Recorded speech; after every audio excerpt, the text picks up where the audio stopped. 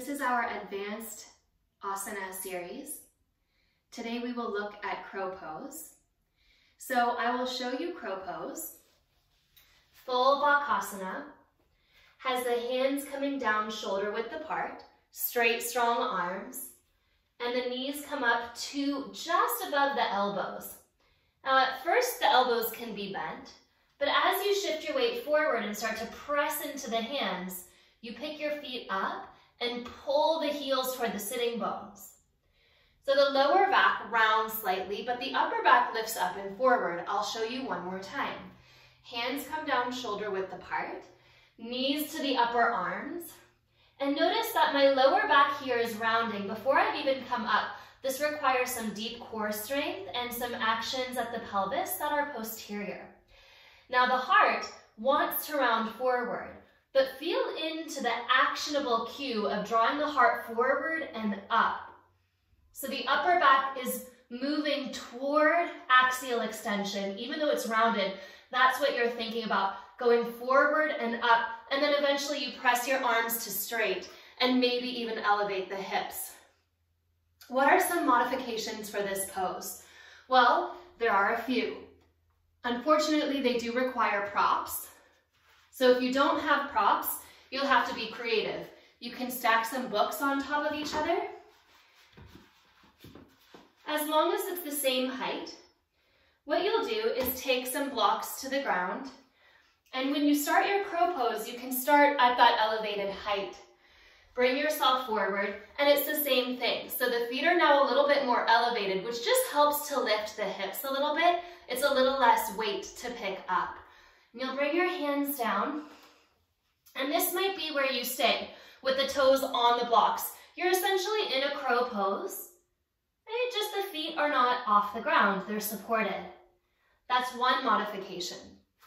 Another modification would be, still with the blocks, to bring the blocks forward. For those of us with sensitive wrists, crow pose can actually be a very challenging pose, like all the arm balances. You can place your forearms on blocks. This pose actually has its own name. It's called baby crow pose, and it's more challenging than the regular crow pose because it requires so much more core strength to pick up the hips, but it's a good modification for the wrists. So as you come in, maybe, just maybe, your knees touch your upper arms, you spread your fingers wide, and the palms can either face the ground or turn toward each other, but you are pushing into the elbows and forearms here. And then you bring your knees up. See how close you are to the ground? Now this takes the weight off the wrists, but it deepens the connection and the rounding at the spine. So that would only be a wrist modification because it's so much deeper at the pelvis and the hip flexors. Another modification you might try would be to place your hands on the blocks proper. This is not a wrist modification.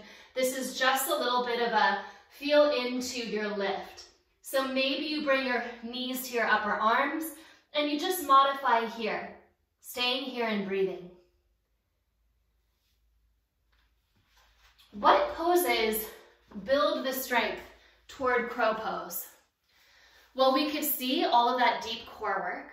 So core work of any kind will be a crow pose strength builder. There is one strength builder in particular which I like on my back, but of course you know that the field is fairly endless for core work. This one in particular I will often start my class with when I know I'm going into a crow pose.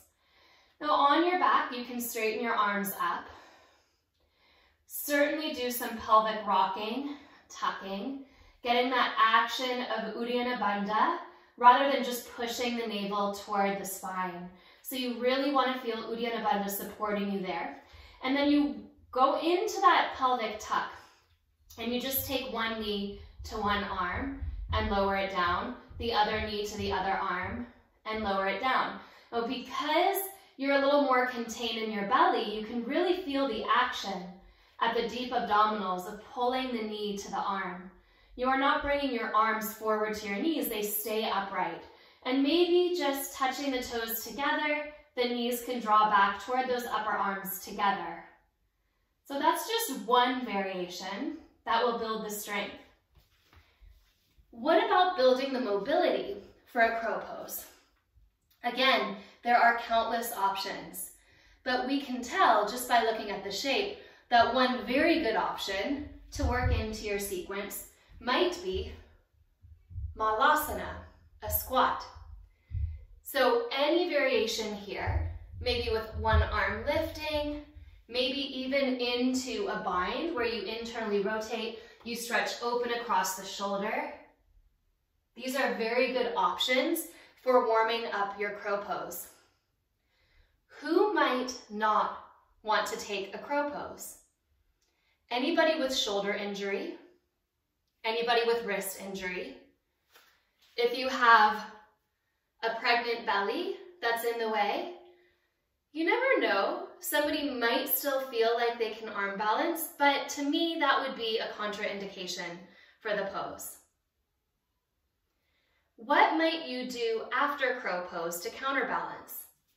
Well, because everything is curled in, you might want to take a bridge pose or a back bend where you are hugging the inner thighs, option to take a block between the inner thighs, and see how Ustrasana here, just like a bridge pose, helps to open the hip flexors, open the chest, open the front line of the body that you just curled inward. So this is a great counter pose to crow pose.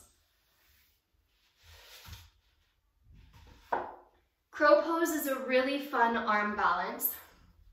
In the most advanced variations of the posture, you might even work on pressing your arms towards straight. You might work on picking your hips up a little bit higher. You might even work on shooting your crow pose back to chaturanga and through your vinyasa that way. There's even a variation of crow pose that tips us forward into headstand and then brings us back. But again, these are deep stabilization techniques for the shoulders that require more and more advanced level. Okay? So for those of you that are just beginning that practice, focus on your core work, focus on opening your low back, creating stability and strength across the shoulders, and then counterposing. Many ways to do all of these three things. Let me know your favorite way. Thanks, guys.